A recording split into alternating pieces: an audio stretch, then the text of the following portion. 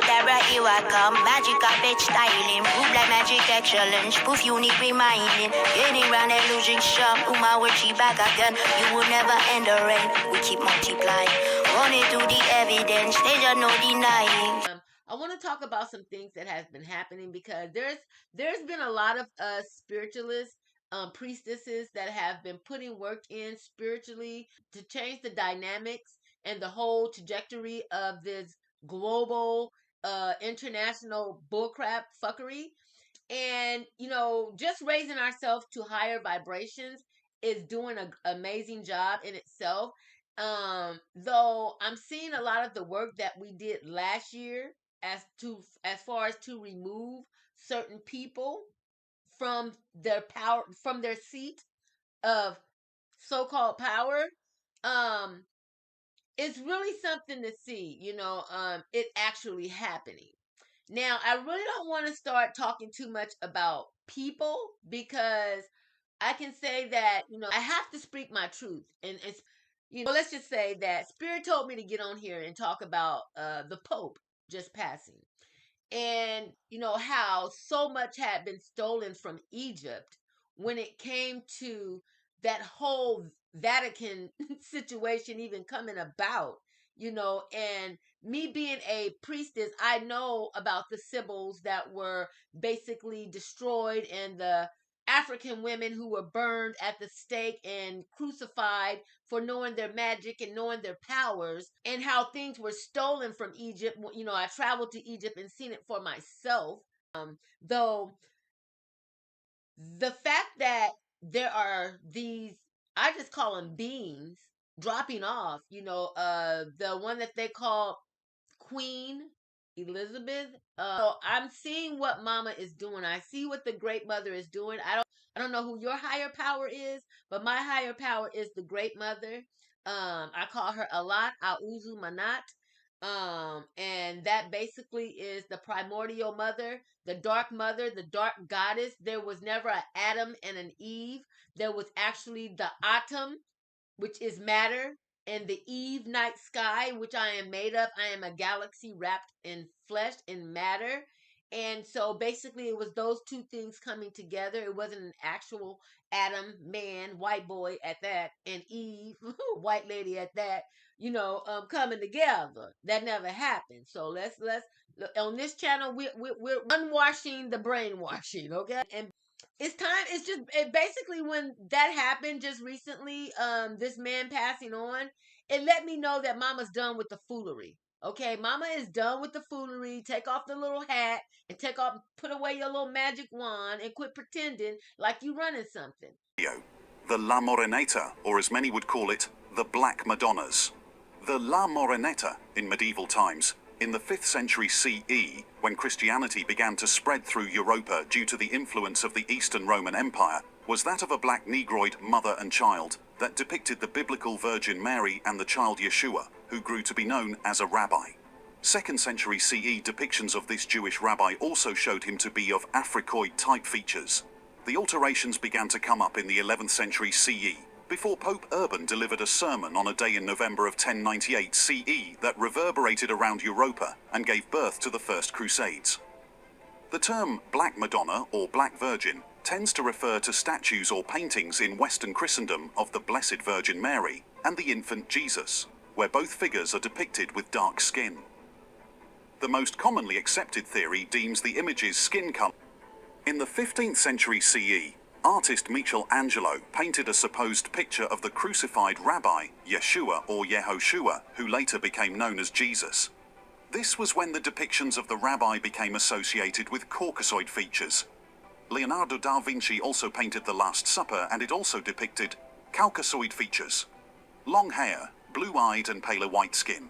These two pictures then became the ideal depictions of the crucified Jewish rabbi, as far as the Roman Church was concerned. In the 15th century CE, when Europeans arrived West Africa, this was the concept of the savior of all of mankind that was doused down to the Africans. It had also introduced slave trading through these routes in the 7th century CE. Okay. So basically, African women are the only women in the world whose ancient mothers were not born under the yoke of patriarchy. During ancient times, for the first 6,000 years, Africa was ruled by a powerful order of matriarchs. Okay?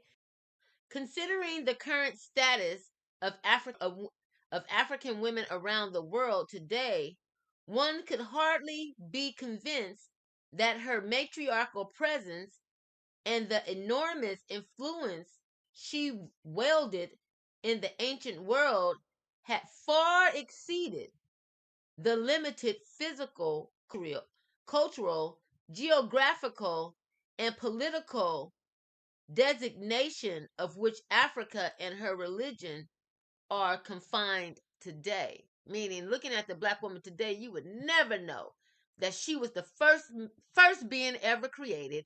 And who ran the world? Girls. Who ran the world? Girls. Who created everything? Black magic. Black magic created everything. I am her. Okay.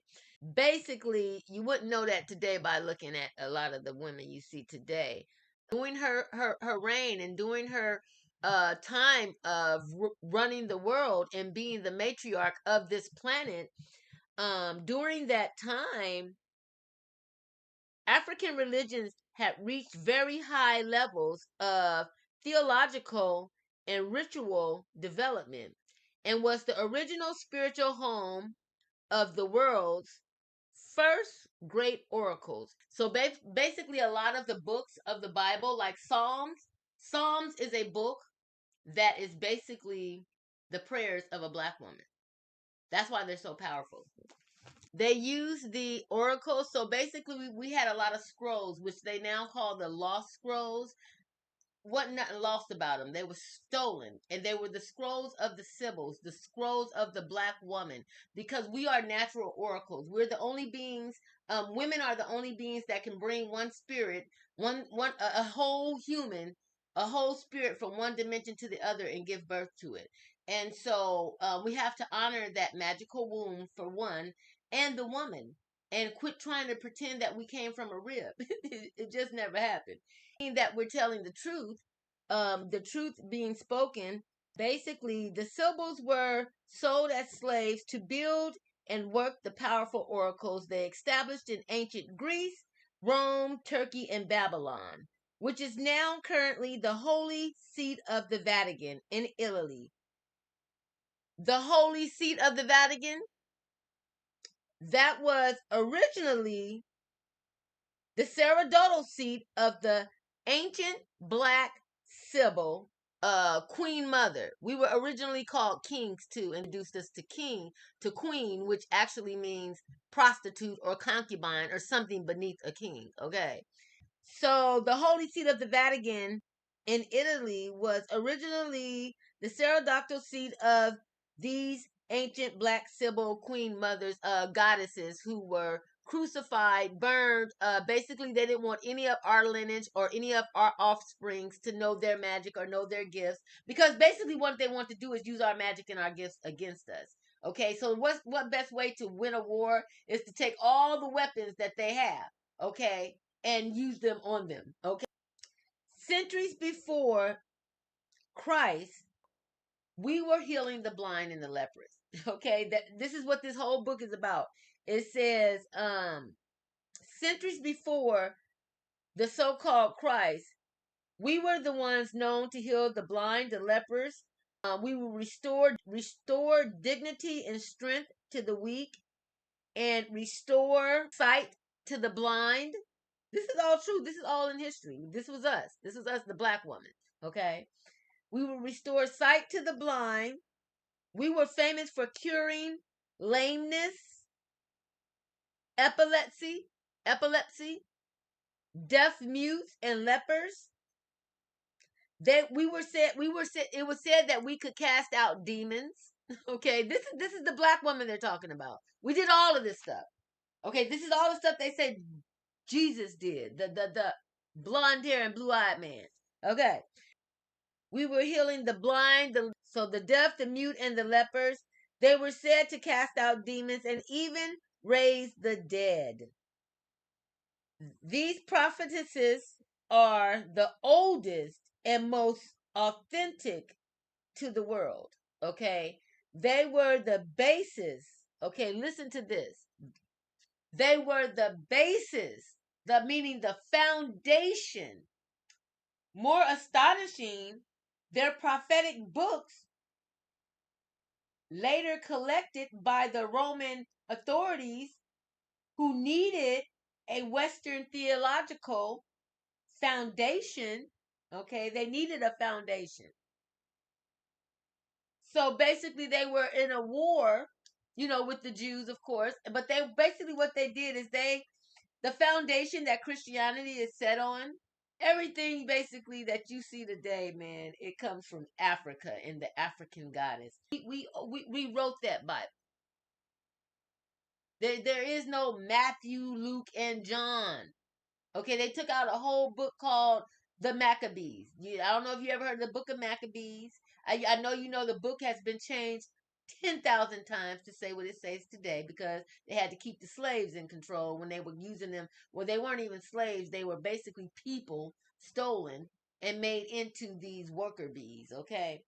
So their prophecies are so far back. They're the beginning from the beginning of time. That's what was stolen. Because white folks only been around for like 6,000 years, 7,000 years. We've been here for billions of years. Okay, do the math. But at the end of the day, it's the prophetic books were later collected by the Roman authorities who needed a Western theological foundation. Rogadabra, here I come. Magical bitch styling. Move like magic excellence. Proof unique reminding. Getting round and losing shop. Uma with back again. You will never end the rain. We keep multiplying. Running through the evidence. There's no denying.